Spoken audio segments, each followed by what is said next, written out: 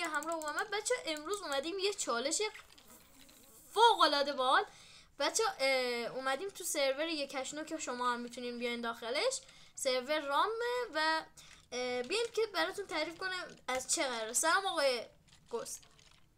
سلام. خب آقای گوست اون چیز میزار رو بردار دیگه، آرمور مارمورات. آقا 3 2 1 بردار.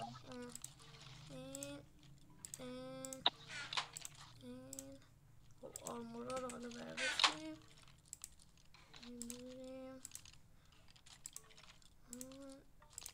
خب الان برم داخل من؟ نه آیتما رو هم بردار. برداشتم همه رو. خب بذار با هم باید بریم داخل.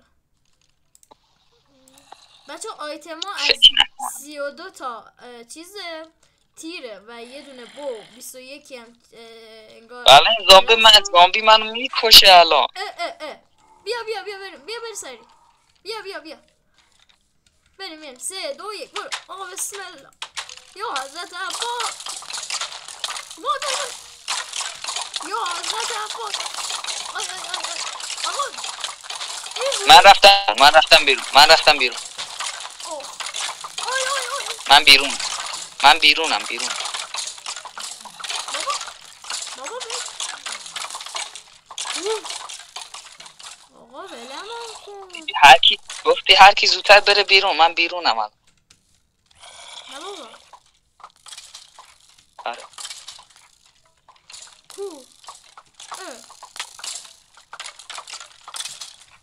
گفتم کاری نداره. سب کن. ما که خیلی بد جوردم. میخوای دوباره هم برم؟ میخوای مال شمارم برم من؟ نه بریم. هر دو با هم بریم. 3 2 1 برو. آقا بسم الله.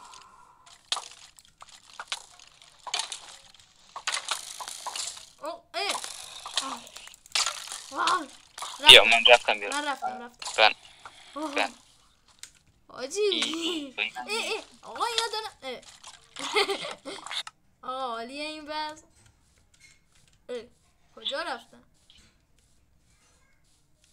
معلوم نیست دیگه. میگم ریسپانس بود نزد.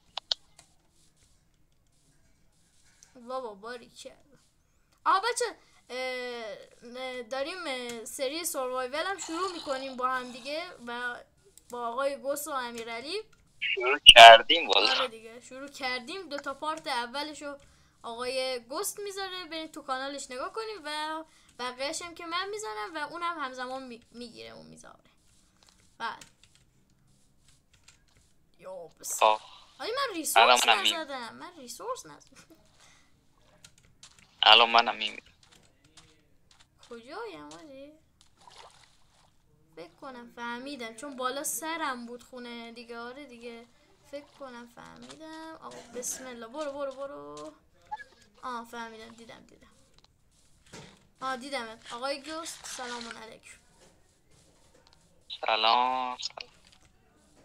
آجی وسایلم کدوم گوری افتاد؟ وسایل دست من فکر کنم. آی بابا لعنتی ها نزنی بچه ها. آها بیاین بچه ها.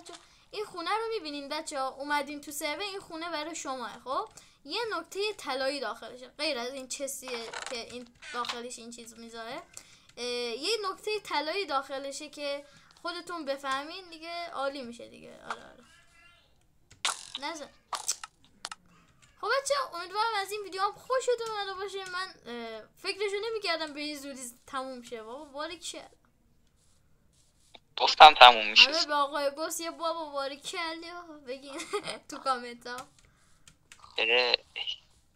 خب بچه امیدوارم از این ویدیو هم خوشتون اومده باشه. لایک و کامنت و سابسکرایب برای چنل من و لایک و کامنت و دنبالم برای چنل آقای گوست یادتون نره. تا یه ویدیوی دیگه شما رو خدای بزرگ میسپارم و بای بای. خدافظ.